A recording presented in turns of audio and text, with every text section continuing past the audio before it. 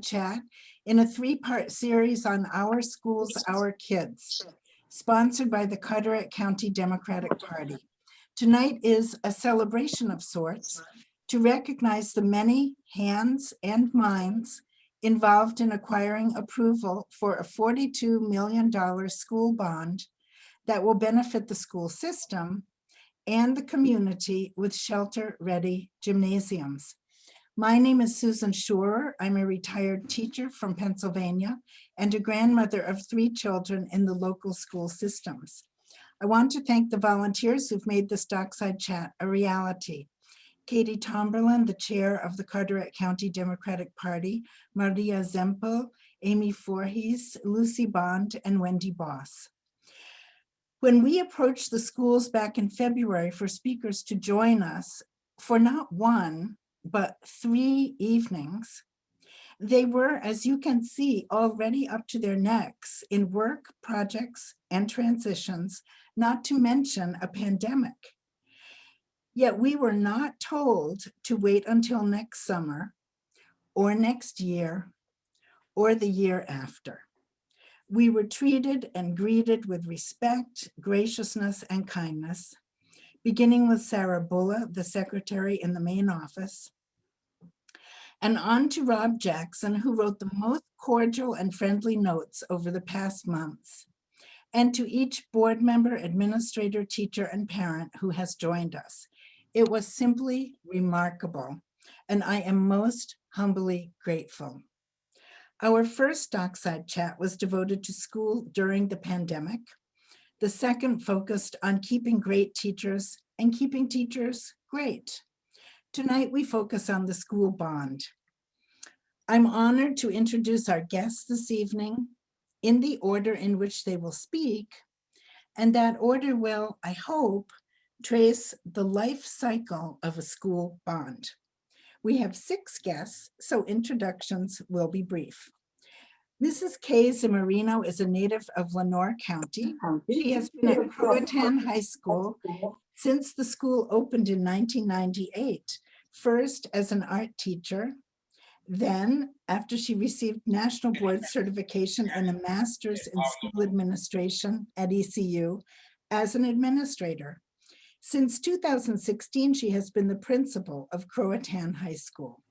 Important trivia fact: she designed the 2004 poster for the North Carolina Seafood Festival. Welcome, Mrs. Zimmerino. Thank you. Mr. Clark Jenkins is the principal of the Heritage Cabinet Company, a member of the board of directors of the North Carolina Seafood Festival, chairman of the Carteret County Board of Education, and apparently a very lucky man. As he tells it, he's husband to an incredible wife, father to 2 amazing children, a son and a daughter, both students in the school system. Welcome, Mr. Jenkins. We are fortunate to have 2 co-organizers of a citizen-led effort called Carteret Citizens Advocating Responsible Spending, CARS, to support both bond referendums. Mr. Patrick Connealy, the owner of Chick-fil-A in Morehead City, where my family loves to eat, and Mr. Ed Stack, the vice president of Jarrett Bay Boatworks. Welcome to both of you, Mr. Connealy and Mr. Stack. Mr. Richard Paylor was born and raised in Carteret County. He has a BS in mathematics education from NC State and a master's of school administration from East Carolina University. He has served 27 years in public education as a teacher, coach, assistant principal, and now assistant superintendent for strategic improvement, which the bond certainly is. Dr. Rob Jackson, oh, let me just pause for a moment. Welcome, Mr. Paylor. Nice to see you. And Mr. Rob Jackson is our superintendent of schools. He has worked in every conceivable level of public education while working towards his doctorate degree in education from Wingate University, and has excelled in his field as numerous awards of achievement testify. Welcome, Dr. Jackson. A brief reminder, All participants will be muted during the presentation. We will unmute you for 2 minutes at the end of the chat for goodbyes. Please add your questions to the chat box, and Lucy Bond will sort and collate them for us at the end of the program. We will begin the life cycle of a school bond with Mrs. Zimmerino. Mrs. Zimmerino, I'm told that the bond process begins with a list of needs in the schools, and I'm assuming that this is not a list compiled quickly and may have been a standing list for a long time. Could you please explain to us how the process unfolded at Croatan High School? Absolutely. First of all, thank you for having me tonight. I'm very excited to discuss the bond projects at Croatan High School. So to begin with, you're right, they don't happen overnight, but we started our needs early. We actually opened our doors in 1998, and it was clear that within the very first few years, we were experiencing population growth that was leading to overcrowding in our schools. The overcrowding, of course, has worsened over time, and in recent years, the housing development seemed to be popping up everywhere. The word is out. Carteret County is a great place to live and raise your family, and Carteret County Public Schools is a top-notch school system. As a result, we've experienced a continued population growth at Croatan more each year. We've had teachers roaming and sharing workspaces for as long as I can remember. They teach in non-traditional spaces such as lobbies, conference rooms, woodshop classes, storage rooms, actually. We've gotten some relief about 5 years ago when we were provided with 5 mobile units that were on only a 5-year lease. And they alleviated some of the roaming, but teachers continue to this day to share spaces for teaching and planning purposes. For Croatan, this bond is a game. We're going to receive 16 classroom addition. We'll get an auxiliary gym, a new press box, 6 new tennis courts. And what I'm really excited about is our new AC system that has a proper dehumidification system. We will have teachers who will all have adequate classroom spaces for teaching. The auxiliary gym will serve our students during classes for sporting events and practices. Our wrestling team will actually get a place to practice instead of practicing in our cafeteria. There's safety issues there. It will provide additional space and temporary housing arrangements for various groups, such as the National Guard, the Forestry Service, and the energy companies who come in to help our communities in times of natural disasters. So certainly there was definitely a need at Croatan. My goodness. And did you receive guidance from outside organs like the police, the fire companies, insurance? When we were planning, I'm sure that yes. Once you get to Assistant Superintendent Mr. Paylor, he can tell you about those. We have housed those various agencies at our school during Hurricane Florence, and they were sleeping in classrooms and on floors, eating in our cafeteria. So they were pretty spread out. Very good. Were you given a parameter of dollars that you could look at, or did you just shoot for the stars?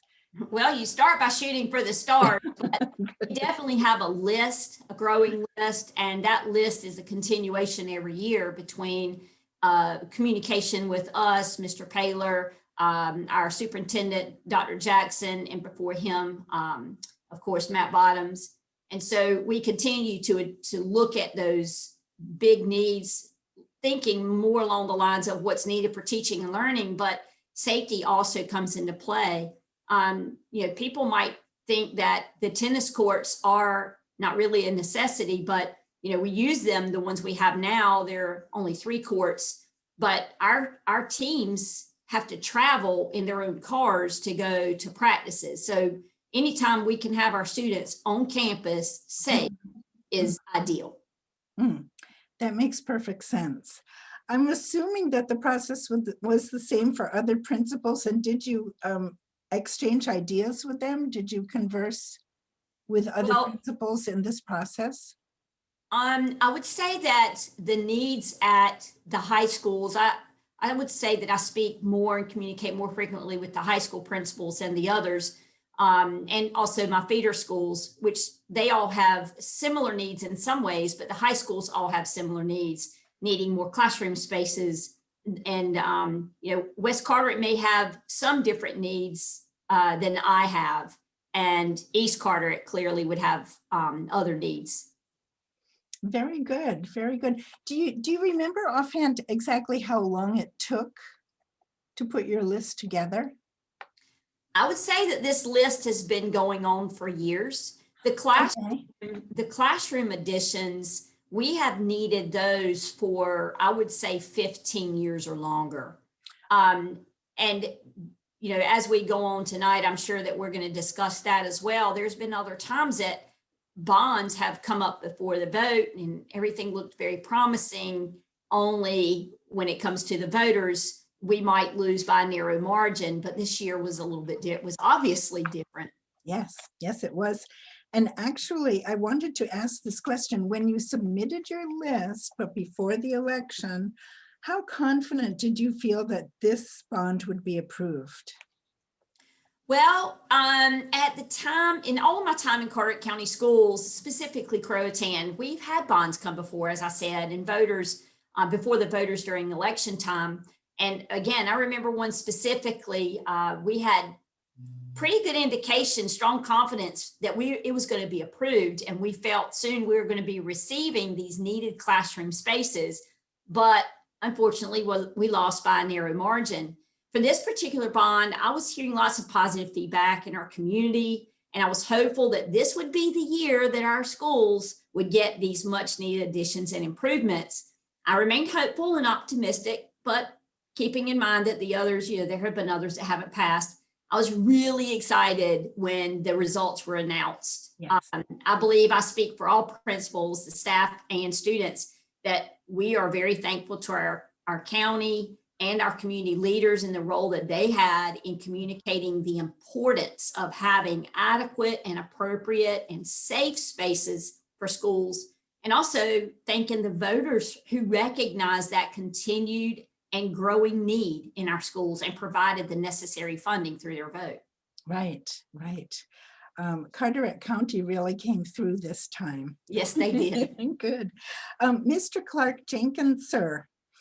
After the principals generate their lists, the school board and commissioners transform them into a bill that then included the shelter-ready gymnasiums, and then into an item on a ballot in the big election of November 2020.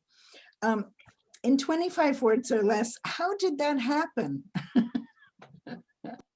Well, first of all, can you hear me well? Yes. Perfect. I wanted Yes. to thank y'all for having me on tonight. Y'all, I apologize. I'm driving back from Greenville with my daughter, so if I'm doing crazy stuff, it's not because I'm ignoring you. I'm That's still okay. listening.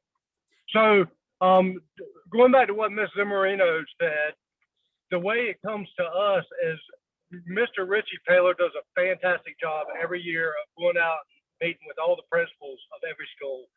He comes back with a list of, things that are absolutely mandatory, things that the school needs sooner rather than later, and then things that might be a few years down the road.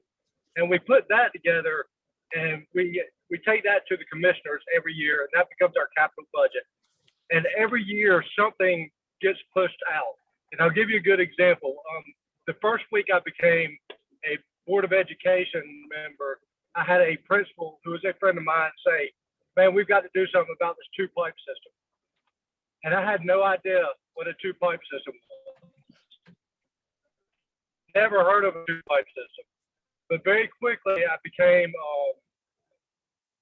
educated on two-pipe heat or cooling systems and realized what kind of issues they caused in our schools. And traditionally, back when a long time ago, they would do two-pipe systems to save money, but they cause condensation, they cause moisture, which are health issues. They ruin buildings, they ruin facilities. So this became, little things like that. You quickly learn that, okay, we've got issues bigger than what the county commissioners can afford, what we can afford. So how do we address these? So we start adding to these lists. So things like that, things like safety. Safety is paramount. Safety is one of those things when we get a list, if it's something having to do with safety, that's automatically in because we want first and foremost our kids to be safe.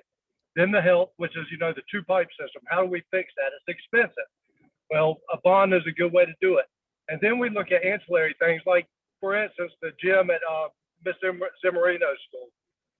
When I went for a tour down there with Mr. McLean, we were walking through the cafeteria and they had their wrestling mats hanging on the wall.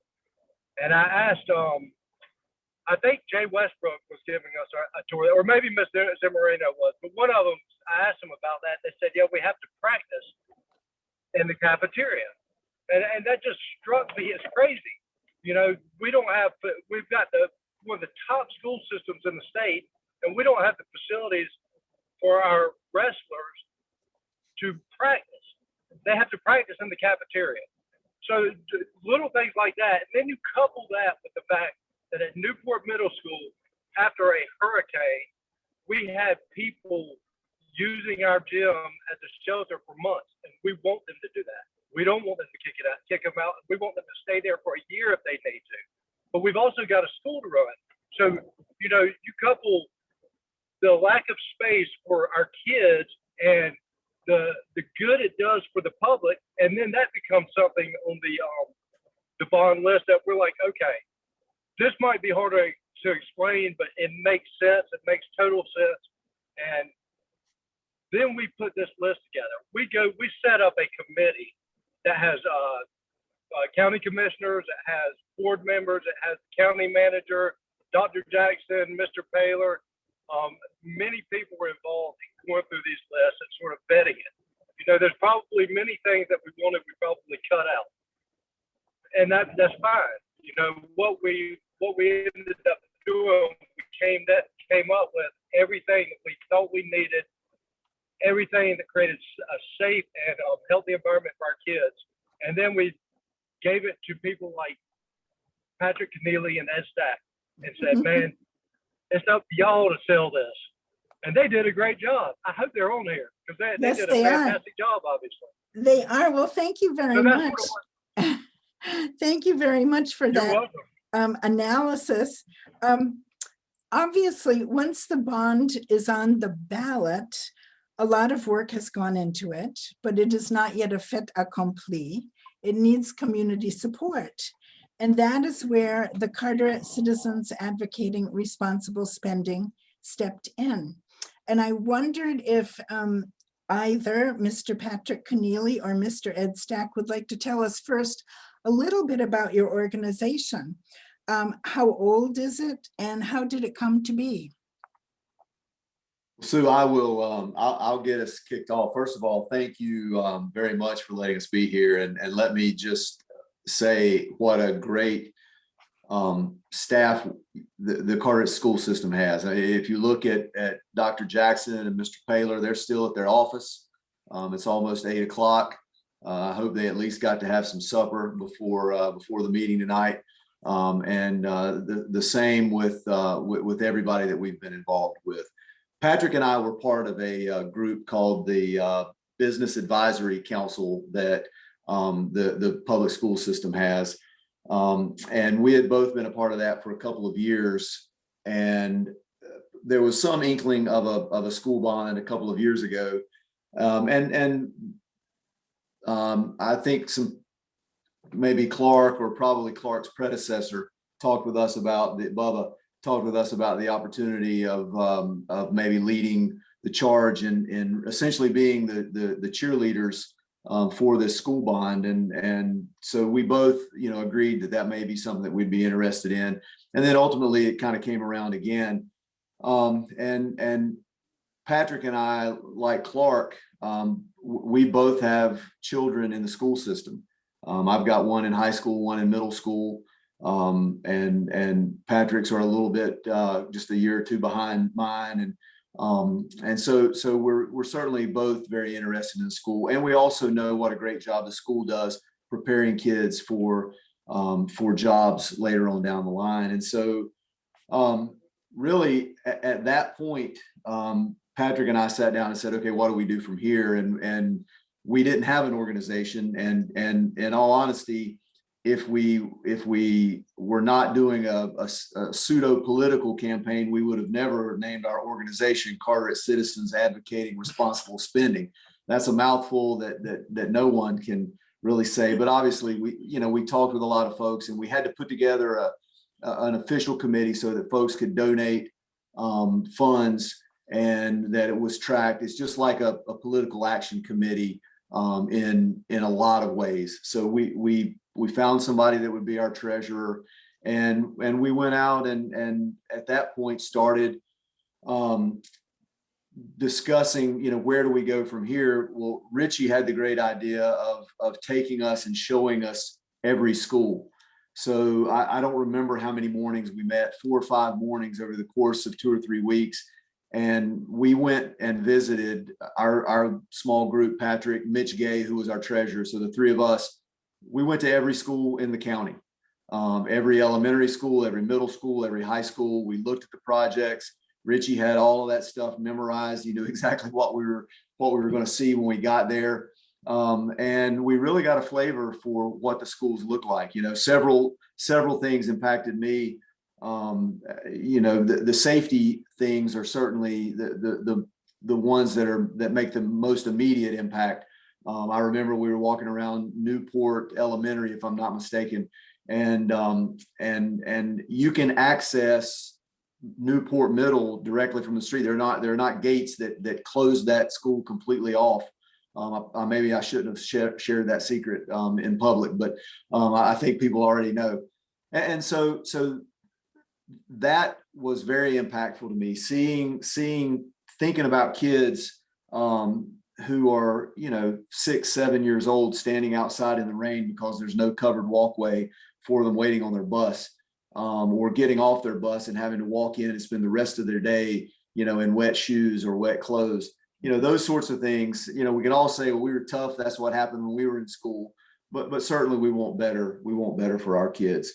All the way to the gyms. We knew the gyms were going to be a little bit controversial because, you immediately think about, well, we're going there, there's going to be basketball in those gyms. There's going to be wrestling in those gyms, but there's also going to be shelters, which we can all remember the hurricane in 2018. So we started formulating all of that. We went out and found as many folks as possible who would give $25, $50, $100 to help us fund essentially a political campaign, which Patrick and I, neither one are politicians. We've never run campaigns before, but we knew we had to, we had to buy some advertisements. We had to do the newspaper. We had to do some radio.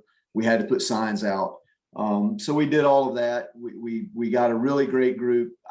I think we ended up raising enough money to have a viable campaign. I think most every place in the county you could see our name, you could see what we were trying to do, and then we started answering letters to the editor. We would motivate some people. Hey, there's that person again that's writing that negative article or that negative letter.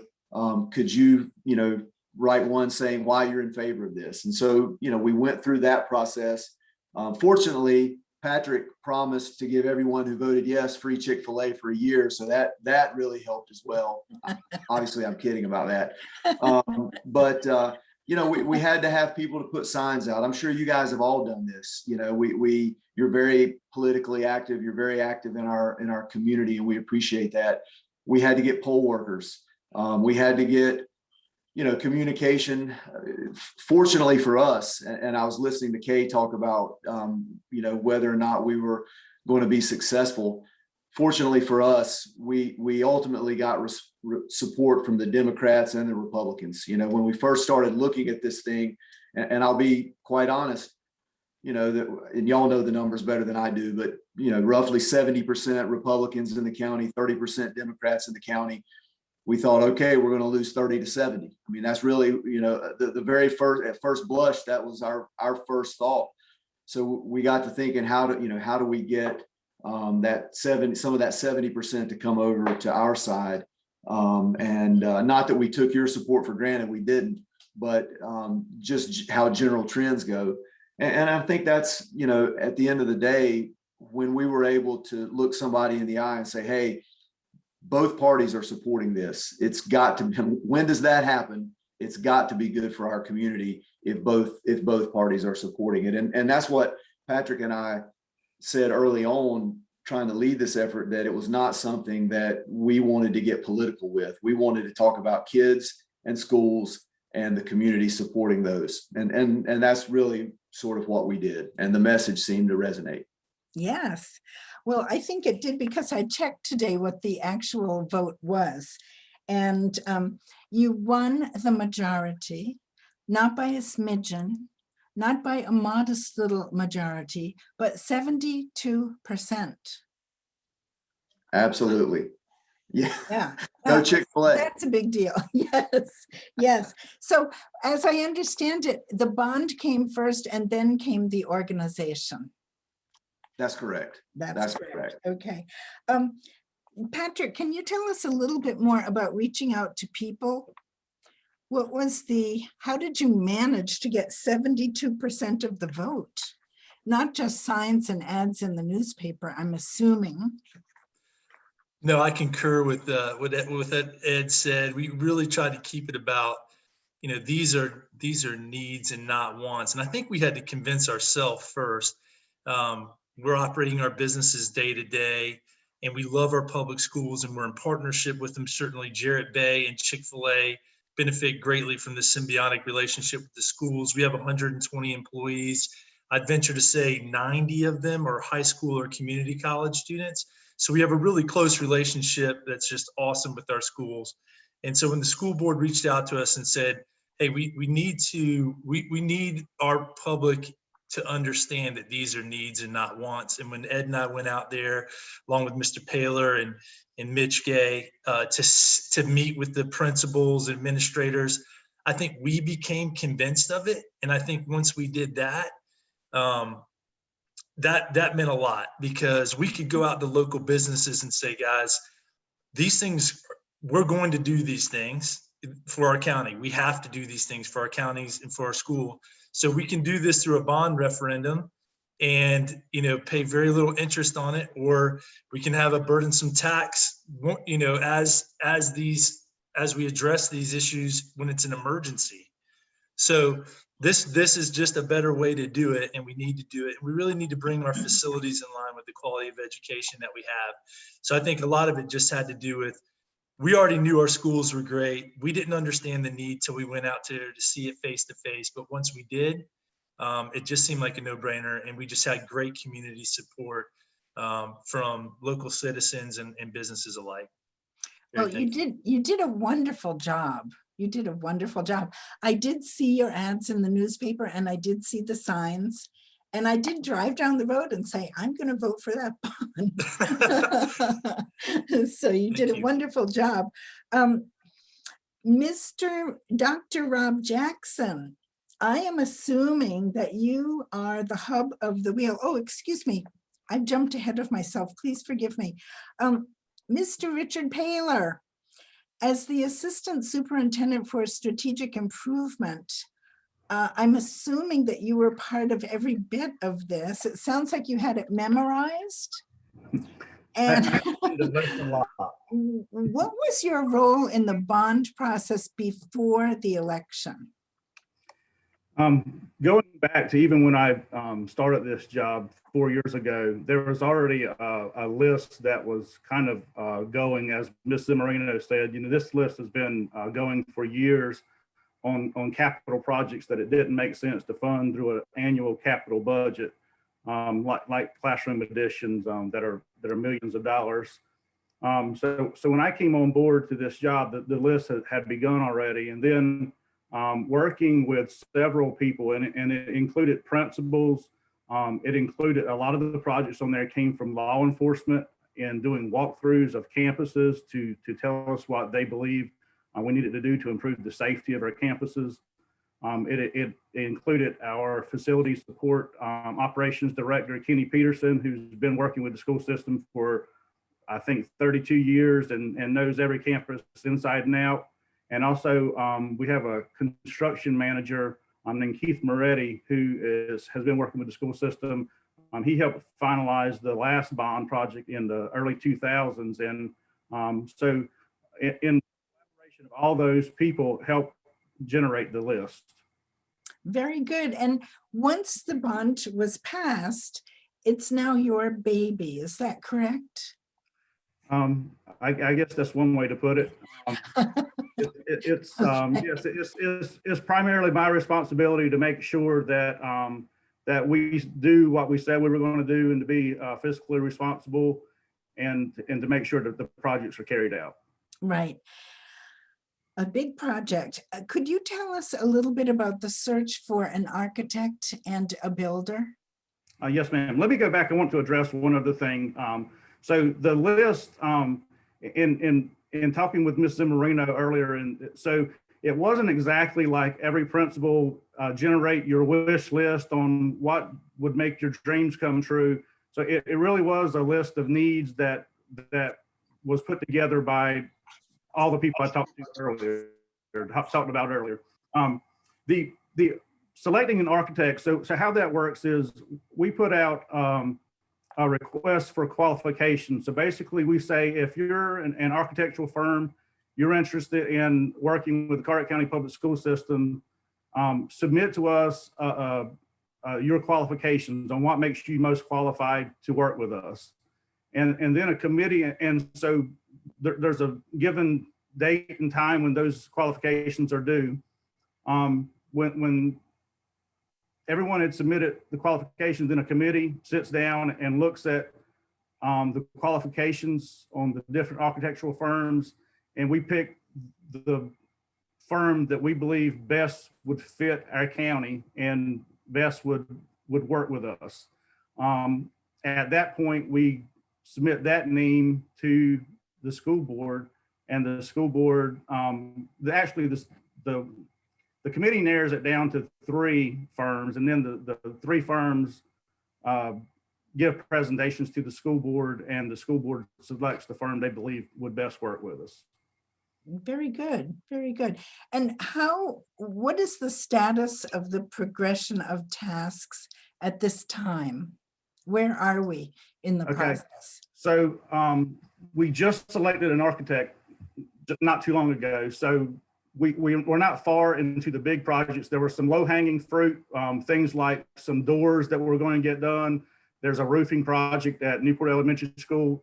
Those projects they're in the beginning process of being complete right now. So what's happening at this point is the architectural firm is beginning to plan some of the projects, some of the major projects. So what happens now is when the architectural firm starts getting the plans to a point to where the school board and myself, Dr. Jackson, and others will look at the plan, we'll tweak it. When we get it to the point where we say, yes, this is exactly what we want, then we'll put out another request for construction firms to bid on those projects. I see. I see. And do you have a sense of how this will impact jobs in Carteret County? I can't really speak to that, as I've never been involved in a bond before, but I can tell you what I believe is that, it takes a pretty large construction company to say add a 16 classroom addition to Croatan High School. If there's a construction company, and there are a few in Carteret County that have built additions for us, but if that company gets the bid, then all those workers would primarily be from Carteret County. If that construction company has to be from Greenville or Wilson or somewhere else, then what I believe would happen is that their workers would come down and probably work from Monday through Thursday and probably stay in hotels and eat in Carteret County and add to the economy that way. Mhm. but that's very unknown at this point. Right, right. And do you have a timeline when the projects will be completed? We are working on that as we speak. So we have designated some projects as being the first projects that will roll out. And like I said, some of those have already begun, the easy projects that didn't require architectural work. But I can tell you the first projects that we will start with the architectural firm will be the 3 gymnasiums, actually the 4 gymnasiums, because they will serve as shelters when they're complete. And so we're going to work on those to begin with. Well, that is very exciting. It's very, is very exciting. exciting. Yeah, yeah. Mr. Jackson, I am assuming that you have been part of this process all the way along in one way or another. What has it been like to contend with a pandemic while the bond process was in full swing?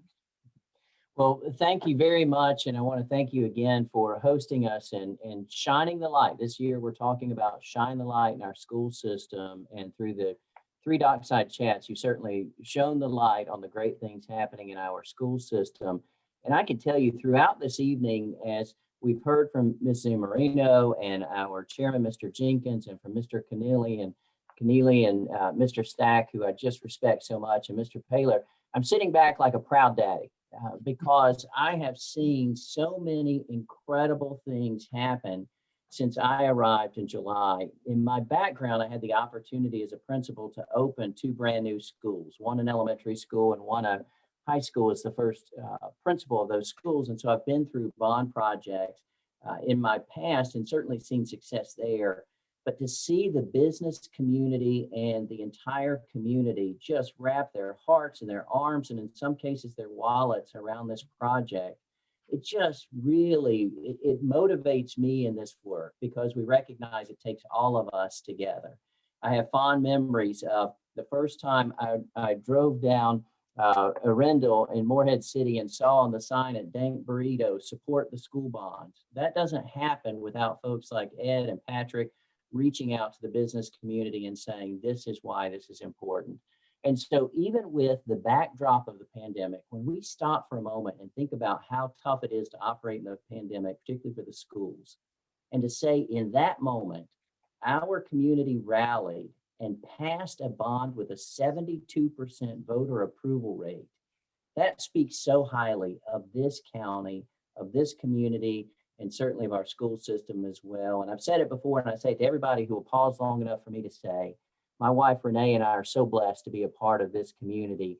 And I tell you, I wouldn't recommend moving and starting a new job in a pandemic, but there's no better place to do that than Carteret County. And this is yet one more example of why. Well, that's so sweet. Thank you very much. I have a final question, and it's up for grabs because I really don't know who to direct it at. And that is, oh, dismal prospect. When do we begin paying the bond back, and how long do we pay it back? So I Anyone? will, if I may, I'll take a crack at that. And then I will tell you that one of the things my dad taught me very quickly in life was find the experts and listen carefully.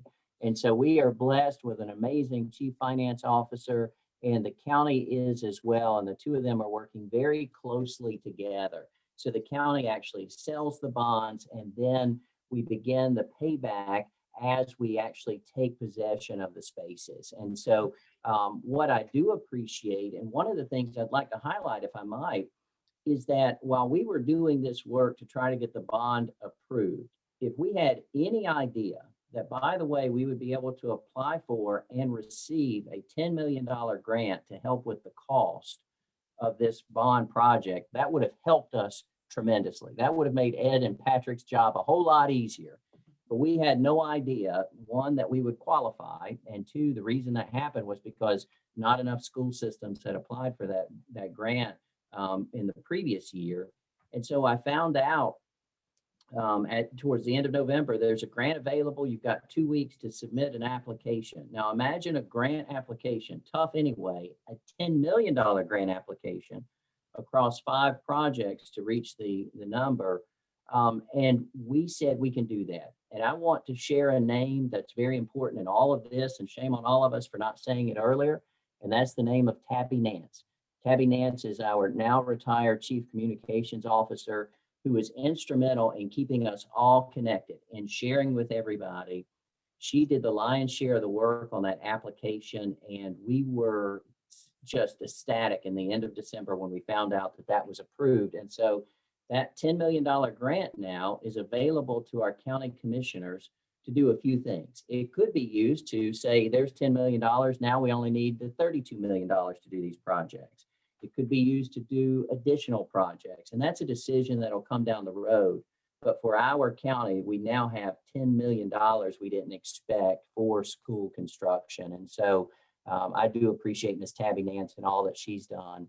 Yeah. And so to answer your question, I've done a poor job answering the question, but I do want to say that, you know, the name of the citizens group in terms of advocating for responsible spending, we made a commitment, we being the school system administration and staff, that we would be responsible in that spending. And that includes making sure we don't ask for the money until we need it, and that we try to get it paid back just the way it needs to be done. And so we're working very closely with our county commissioners and working very closely with our county manager, Tommy Burns, who's just been wonderful to work with, to make sure we stay side by side, step by step, so that at the end of the day, when this project comes to an end, every single person in Carteret County can say that the school system has been an excellent steward of the taxpayers' resources.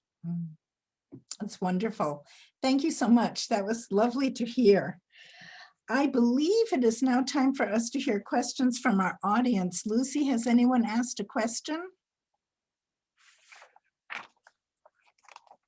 Lucy, you're muted. Hate it when that happens. I think I appreciate, and I think others appreciate that Dr. Jackson put the website up for us to maybe keep up with what's going on over time. I think that's a great thing. And I think that, you know, the idea that safety and health are paramount, and that there are shelters that will serve the community, I think those are real big boosts to getting that bond passed.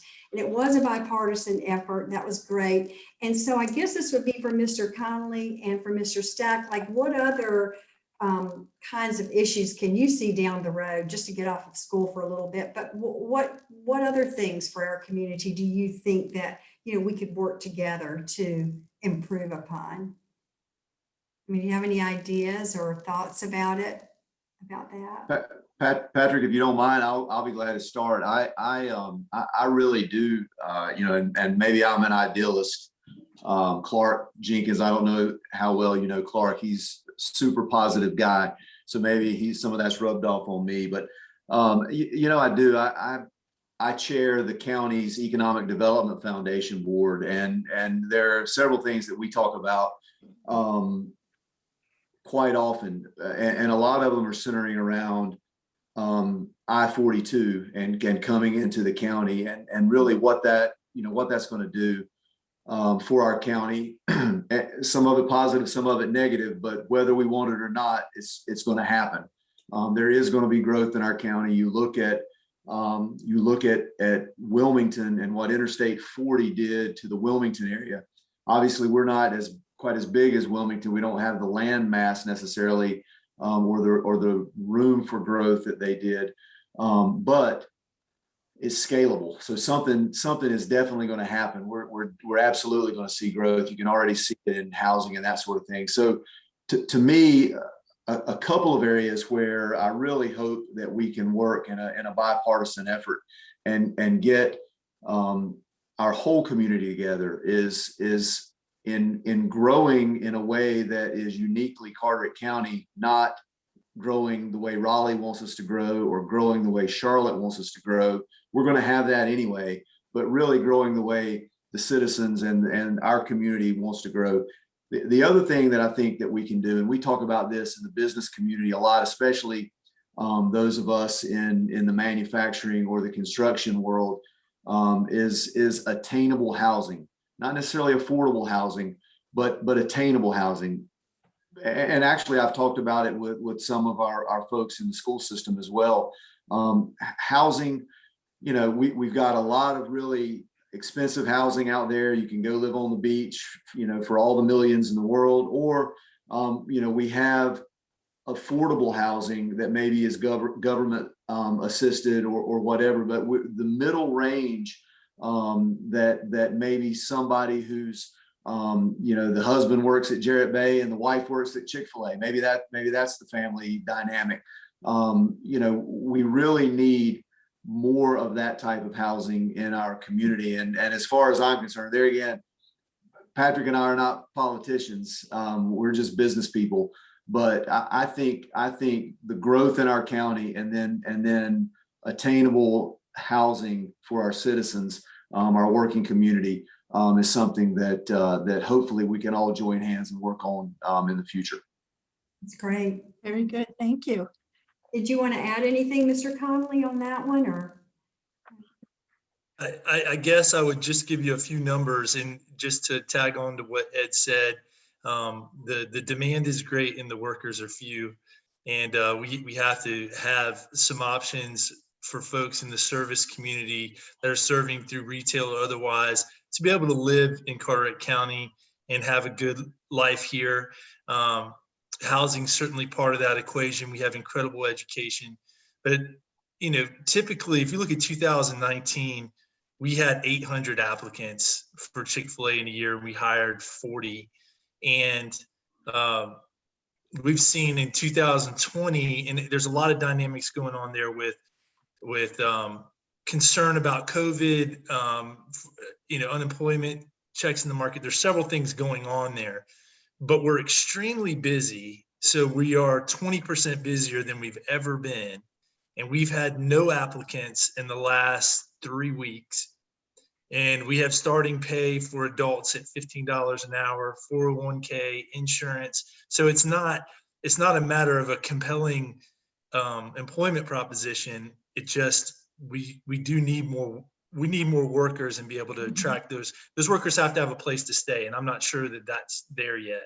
So that's a challenge we'll be facing in the future.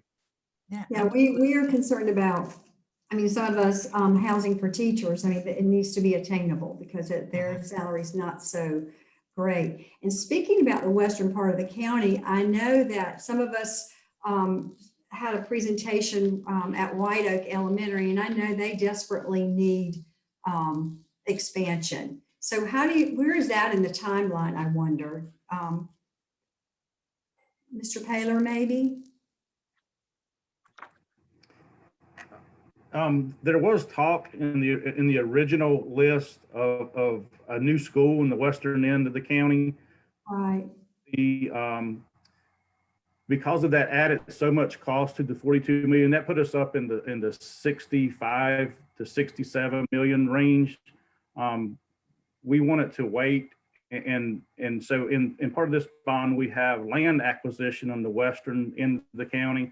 And so the thought is to purchase land that could be the future elementary school on that end of the county, and wait a couple of years and see how the expansion goes in that part of the county.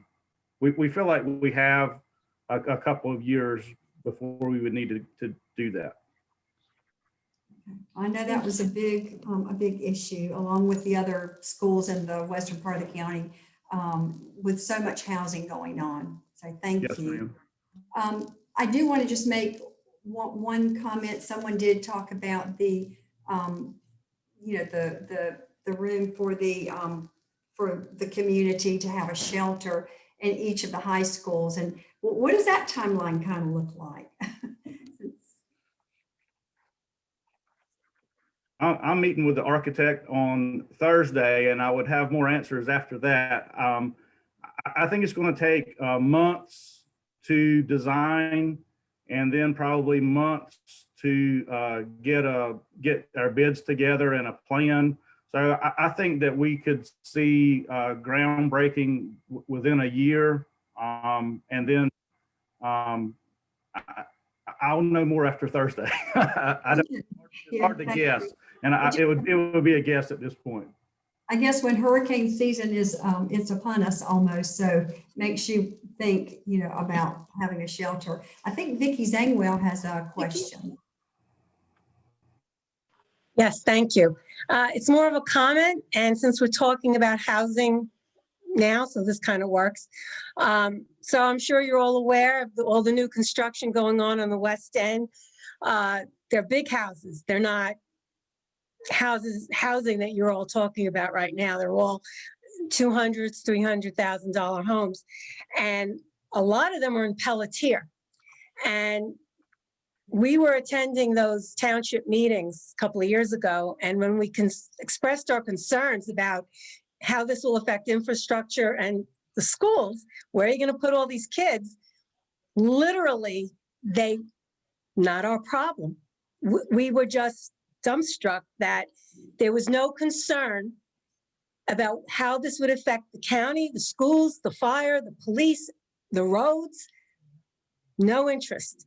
And we were a little upset about that. And so I guess my question is, I would assume that you all considered all this new construction when you were making your lists for the bonds, for the monies you wanted. But now you mentioned acquiring land for future, maybe 2 years down the road for elementary schools. There are like almost 1,000 homes going on in the West End. I'm just approximating off the top of my head. Where are those kids going to go if they have to wait 2 years for maybe an elementary school to come in? Ms. Engwell, thank you for the question. If I may jump in. So one of the things that's been important to me as I've grown to know the community is that I've actually met with 10 of the 11 municipalities councils, either their town commissioners or their town council, and had the opportunity for personal exchange during their meetings. And particularly the townships on the western end of the county, they referenced this growth. And so we've committed to working very closely with the municipalities so we have an understanding when homes are coming in and working closely with the county so that we can pre-plan. One of the things that I do appreciate about the bond package, so the package was primarily put together as I arrived, but one of the things I do appreciate is that land acquisition. I came from Union County, which in a very quick span, I'll be very quick with the story. I opened the 28th school in the county, and then less than 7 years later, I opened the 53rd school in the county. So growing just incredibly quickly. One of the things that from that learning and building all those new schools that we picked up on very quickly is that once you build a school, it's in that spot. You can't move a school. In an elementary school, you're looking at a 50 to 75 year life cycle. And so making sure that the school is located in the right place for the growth that's here, the growth that's coming is so very important, because the moment we start talking about the school is going to be located in this spot, this X, then lots of things happen from that. And so we've got to be very careful and be very thoughtful about where the growth is, being thoughtful about being able to manage traffic and traffic patterns, because schools do cause, as you know, quite a bit of traffic. And so allowing the land acquisition as a part of this bond package allows us to make sure we get that right, so that then we can step forward with that new elementary school. And if the growth continues, then certainly we'll be moving forward with other level schools as well, maybe additional elementary schools. The other piece that we're aware of from studying the statistics is that typically the more expensive the home, the fewer the students in the neighborhood. And so that's also one of the things that we track. And so whether that should be true or not is a whole other conversation, but that price point drives the number of students in some cases, particularly those students who would enroll in the public school system. And so we also monitor that as well. And so we'll continue to work very closely with the county, particularly as they're issuing permits, and then with each of the municipalities. And as I've shared, I've met with all of those town councils, particularly on the western end. I'm down to just one town council. And when they come back and meet in person for the first time, I will be there as well. So I'm looking forward to that one. Thank you for the question, Ms. Sangwell. We know it's a big issue and one we've got to stay on top of. Well, thank you, Dr. Jackson. I appreciate it. Thank you so much. Thank you, Lucy. Thank you, Vicki. I just want to put a bean in your ears. We're planning 2 Dockside Chats for September and October under the title Carteret County 10 Years Out. And since we have so many demographic and economic brainiacs here in this group, I'm just reserving, please put a Post-it up in your office somewhere that you'll be getting a call from me sometime this summer, because it would be really interesting to hear your ideas on how we could make that discussion a fruitful and a collaborative one. It looks like our time is just about up. And I thank everyone most heartily who came and joined us tonight, especially, of course, our guests, Kay Zimmerino, Clark Jenkins, Patrick Keneally, Ed Stack, Richard Paylor, and Dr. Rob Jackson. Our next Dockside Chats in May and June will focus on water quality, another topic that we can all get on board with. On May 18th, the quality of our coastal water. Rhett Newton, Mayor of Beaufort, and Duke University doctoral candidate studying marine science and conservation will be joined by Larry Baldwin of the Crystal Coast Waterkeepers. June 15th, the quality of our drinking water, a very hot topic right now. Lee Ferguson, Associate Professor of Civil and Environmental Engineering in the Nicholas School of the Environment at Duke University, and a nationally recognized specialist in the quality of drinking water, will be joined by local experts from Carteret County to be announced. I want to thank everyone very, very much. I will see you, I hope, at the next Dockside Chat, and good night. Katie, could you unmute everyone so that we can say goodbye and adieu? Adieu. Adieu. Good night. Thank you Good again. Good night. Thank you so much for Good putting these night. together. Thank It was you. a pleasure. night. It was- Thank you, Sue. I've really enjoyed it. Okay.